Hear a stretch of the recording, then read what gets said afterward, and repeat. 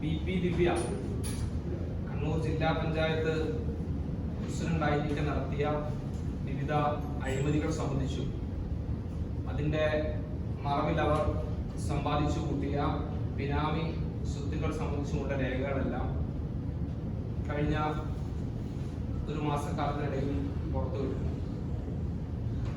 അത് സംബന്ധിച്ച് വളരെ വിശദമായി ഈ ലഭ്യമായ ആധികാരികമായ രേഖകളുടെയും മറ്റു തെളിവുകളുടെയും എല്ലാം അടിസ്ഥാനത്തിൽ ഇന്ന് വിജിലൻസ് ഡയറക്ടറെ നേരിൽ കണ്ട് പരാതി നൽകുകയുണ്ടായി.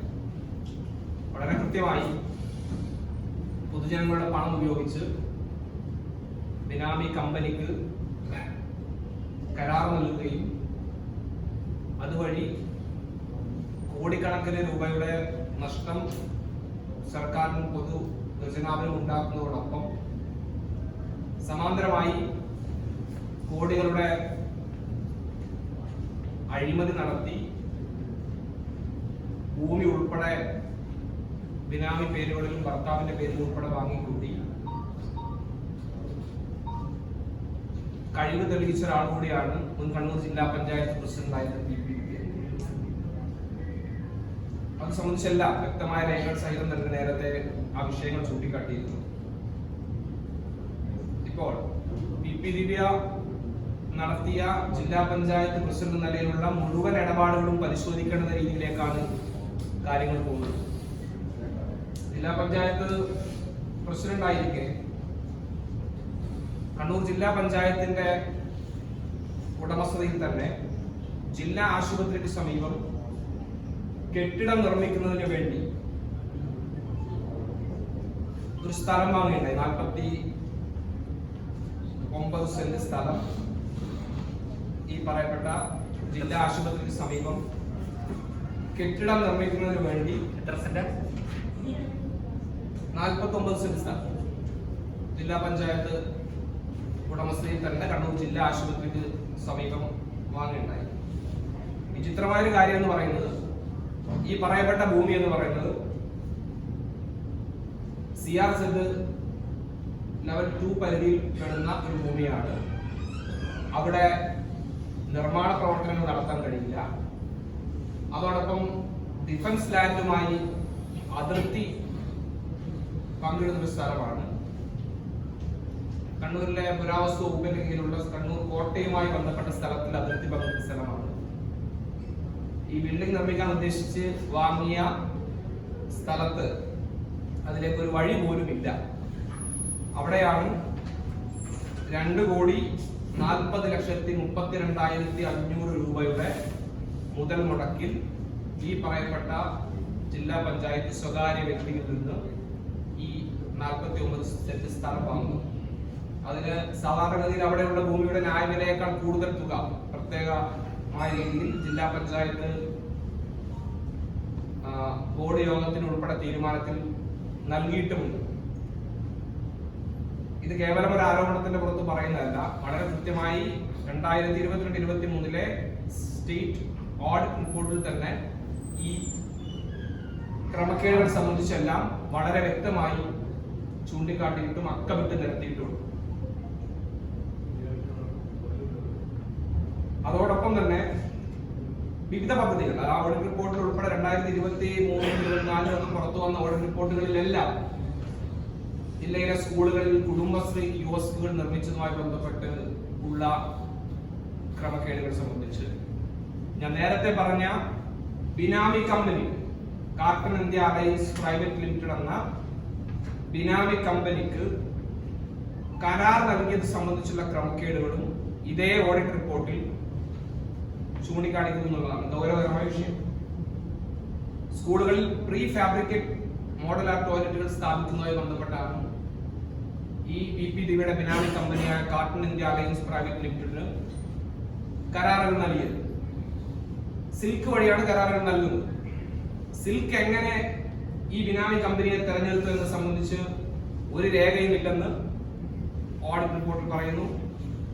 അതോടൊപ്പം ഈ ടെൻഡർ നടന്നിട്ടില്ല എന്ന് ഓഡിറ്റ് റിപ്പോർട്ടിൽ പറയുന്നു. ഇതൊക്കെ നേരത്തെ ഈ ബിനാമി കമ്പനിയെയും വഴിവിട്ട കരാറുകൾ സംബന്ധിച്ചും ഞങ്ങൾ പുറത്തു പറഞ്ഞ കാര്യങ്ങളെ സാധൂകരിക്കുന്ന തെളിവുകളായി, രേഖകളായി തന്നെ സർക്കാർ രേഖകൾ തന്നെ മാറുന്ന ഒരു സാഹചര്യമുണ്ട്. അതോടൊപ്പം തുടക്കത്തിൽ ഞാൻ ഈ വിഷയം ഉയർത്തിക്കൊണ്ടുവന്ന സമയത്ത് നിങ്ങളൊക്കെ അറിയാം, നവീൻ ബാബുവിന്റെ മരണവുമായി ബന്ധപ്പെട്ട് PP ദിവ്യ പ്രതിക്കൂട്ടലായി 14 ദിവസത്തോളം ജയിലിൽ കിടന്നു. പാർട്ടി PP ദിവ്യക്കെതിരെ ഗത്യന്തരമില്ലാതെ നടപടിയെടുക്കേണ്ടി വന്നു. എല്ലാ തരത്തിലും ഒളിവിൽ പോകേണ്ടി വന്നു. ഇതൊക്കെ ഉണ്ടായപ്പോൾ പോലും ഒരക്ഷരം ഉരിയാടാത്ത, ഒരക്ഷരം മിണ്ടാത്ത, പ്രതികരിക്കാത്ത, ഒരു ഫേസ്ബുക്ക് കുറിപ്പ് പോലും ഇടാത്ത PP ദിവ്യ തുടക്കത്തിൽ കഴിഞ്ഞ മാസം 22-ാം തീയതി PP ദിവ്യയുടെ ഭർത്താവിന്റെ പേരിൽ, PP ദിവ്യയുടെ ബിനാമി കമ്പനി ഉടമസ്ഥന്റെ പേരിലെല്ലാം ചേർന്ന് കണ്ണൂർ ജില്ലയിലെ പാലക്കയം തട്ടിൽ നിന്ന് ടൂറിസ്റ്റ് കേന്ദ്രത്തിൽ 4 ഏക്കറോളം ഭൂമിയുണ്ട് എന്ന കൃത്യമായ വിവരങ്ങൾ രേഖകൾ സഹിതം, കേവലം ഒരു ആരോപണത്തിന്റെ അടിസ്ഥാനത്തിലല്ല, വളരെ കൃത്യമായി ആധികാരികമായി ഭൂമിയുടെ രജിസ്ട്രേഷൻ നടത്തിയ രേഖകൾ സഹിതം പുറത്തു കൊണ്ടുവന്നപ്പോ ആദ്യം PP ദിവ്യയുടെ പ്രതികരണം വന്നു. എന്നെ ട്രോളിക്കൊണ്ട് ഫേസ്ബുക്കിൽ ഒരു വീഡിയോ.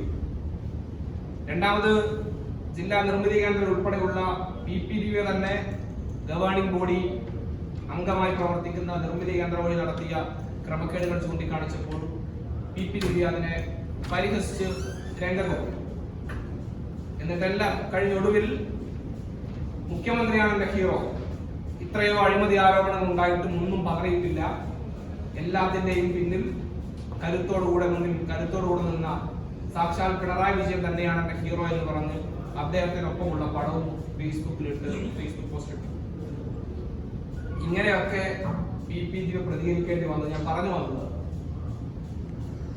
നവീൻ ബാബുവിന്റെ വിഷയത്തിൽ ആകെ പ്രതിക്കൂട്ടിലായപ്പോൾ പോലും ഒരക്ഷരം മിണ്ടാതിരുന്ന PP ദിവ്യ ഈ വിഷയങ്ങൾ ഓരോന്ന് പുറത്തു വരുമ്പോഴും പത്രസമ്മേളനം കഴിഞ്ഞ് വിഷയം പുറത്തു പറഞ്ഞ് ഞാൻ പുറത്തിറങ്ങുന്നതിന് മുമ്പായി ഫേസ്ബുക്കിൽ പോസ്റ്റ് ഇടുന്നുണ്ട് എങ്കിൽ വളരെ കൃത്യമായ ബോധ്യത്തോടുകൂടി തന്നെ പറയട്ടെ, PP ദിവ്യയുടെ മടിയിൽ കനമുള്ളത് കൊണ്ട് തന്നെയാണ് ഉള്ളിൽ ഭയമുള്ളത്.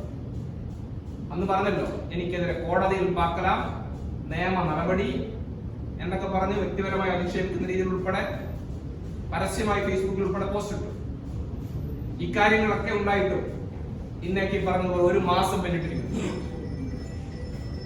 നിയമനടപടി പോയിട്ട് ഒരു വക്കീൽ നോട്ടീസ് പോലും ഇന്നുവരെ എനിക്ക് കിട്ടിയിട്ടില്ല. എന്തായാലും ഞാൻ വളരെ കൃത്യമായി എന്താണോ ഞാൻ പറഞ്ഞത് അക്കാര്യങ്ങളെല്ലാം കൃത്യമായി ഉറച്ചു നിന്ന് അതിന്റെ തെളിവുകൾ സഹിതം ഇന്ന് വിജിലൻസ് ഡയറക്ടർക്ക് പരാതി നൽകിയിരിക്കുന്നു. ഇപ്പൊ പുറത്തു വന്നിരിക്കുന്നത് കേവലം ഒരു, നമ്മൾ സാധാരണ പറയാറുണ്ട്, മഞ്ഞുമലയുടെ ഒരു അറ്റം ഒക്കെ. കണ്ണൂർ ജില്ലാ പഞ്ചായത്ത് കേന്ദ്രീകരിച്ച് നടന്ന അഴിമതിയുടെ ഒരറ്റം മാത്രമാണ് ഇപ്പോ നമുക്ക് പുറത്തേക്ക് വരുന്നത്. അതിന്റെ പിന്നാമ്പുറ കഥകളും മറ്റ് വിശദാംശങ്ങളും പുറത്തു വന്നാൽ ഒരുപക്ഷെ കേരളത്തിന്റെ പൊതുസമൂഹത്തിൽ ഇത്രയേറെ അഴിമതികൾ ഒരു ജില്ലാ പഞ്ചായത്തിൽ കേന്ദ്രീകരിച്ച് നടത്താൻ കഴിയുമോ എന്ന് അത്ഭുതപ്പെടുന്ന രീതിയിലാണ് നടന്നത്. ആ PP ദിവ്യയാണ് ഈ പറയപ്പെട്ട അഴിമതികളെല്ലാം നടത്തി ബിനാമി സ്വത്തുക്കളും ബിസിനസ് സംരംഭങ്ങളും ഭൂമി ഇടപാടുകളും എല്ലാം നടത്തിയ PP ദിവ്യയാണ് അഴിമതി ആരോപണത്തിന്റെ പേരിൽ നവീൻ ബാബുവിനെ പ്രതിസ്ഥാനത്ത് നിർത്തി ആ നവീൻ ബാബുവിന്റെ കൊലപാതകത്തിലേക്ക്, മരണത്തിലേക്ക് തള്ളിവിട്ടു. ഇപ്പോഴും അതിന്റെ ദുരൂഹതകൾ നിലനിൽക്കുന്നു. എന്തുകൊണ്ട് CPM CBI അന്വേഷണത്തെയും ഈ പറയപ്പെട്ട നവീൻ ബാബുവിന്റെ മരണവുമായി ബന്ധപ്പെട്ട ദുരൂഹതകളെയും ഒക്കെ ഒളിച്ചു മറച്ചു വെക്കാൻ ശ്രമിക്കുന്നതിന്റെ തെളിവുകൾ കൂടിയായി ഇത്തരം അഴിമതിയുടെ കഥകൾ മുന്നോട്ട് വരികയാണ്. ഇതൊക്കെ പുറത്തു വരും. CBI അന്വേഷണം വന്നാൽ സമാനമായ ഇടപാടുകളൊക്കെ ഒരു പക്ഷേ PP ദിവ്യയുമായി ബന്ധപ്പെട്ട ഇടപാടുകൾ അന്വേഷിക്കപ്പെടുമെന്ന ഭയം കൂടെ ഉണ്ടാകാം. അതിന്റെ കൂടുതൽ വിശദാംശങ്ങൾ പുറത്തു വരേണ്ടിയിരിക്കുന്നു. സമഗ്രമായ ഒരു അന്വേഷണം ഇക്കാര്യത്തിൽ അനിവാര്യമാണ് എന്ന് തന്നെയാണ്. ഒരു കാര്യം ഉറപ്പാണ്, നമ്മൾ കരുതുന്ന പോലെ അത്ര നിസ്സാരക്കാരിയല്ല PP ദിവ്യ. PP ദിവ്യ പഠിച്ച കള്ളി തന്നെയാണ്. സത്യത്തിൽ ഉള്ളതെന്നാണ്, നാടൻ ഭാഷയിൽ പറഞ്ഞാൽ പെരും കള്ളിയാണ് PP ദിവ്യ എന്ന് പറയേണ്ടി വരും. അത് തന്നെയാണ് തെളിയിക്കുന്നത്. ഒരു അക്ഷരം ഈ വിഷയവുമായി ബന്ധപ്പെട്ട് കേവലം വ്യക്തിപരമായി അധിക്ഷേപിക്കുന്നതിനും മറ്റ് സൈബർ സഖാക്കളുടെ പിന്തുണ ലഭിക്കുന്നതിനുമുള്ള വാക്കുകൾക്കപ്പുറത്തേക്ക് ഉന്നയിച്ച ആരോപണത്തിൽ ഒന്നിൽ പോലും ഇന്നുവരെ ഒരു വാക്കുകൊണ്ട് പോലും PP ദിവ്യ മറുപടി പറഞ്ഞിട്ടില്ല എന്ന കാര്യം കൂടെ ശ്രദ്ധേയമാണ്, എടുത്തു വായിക്കേണ്ടതാണ്.